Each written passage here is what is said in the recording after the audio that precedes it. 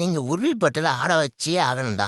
இந்த வீடியோல சிஎஸ்கே என்னென்னலாம் பண்ணா அடுத்த மேட்ச் ஜெயிக்கலாம் அப்படின்றத பத்தி பார்க்கலாம். நீங்க உங்க கருத்து கமெண்ட்ல சொல்றீங்க.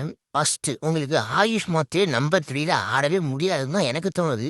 மேபி ஒரு மேட்ச் தான் பார்த்துருக்கோம். ஸோ வெயிட் பண்ணணும். பட் ஆனால் உருள் பட்டேல் வேற மாதிரியான சாய்ஸு.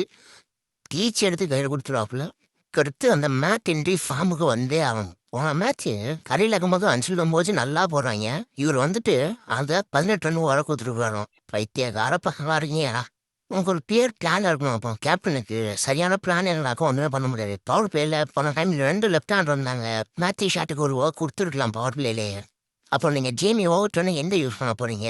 உங்கள் டீமோட டெத்து போலர் யாரு?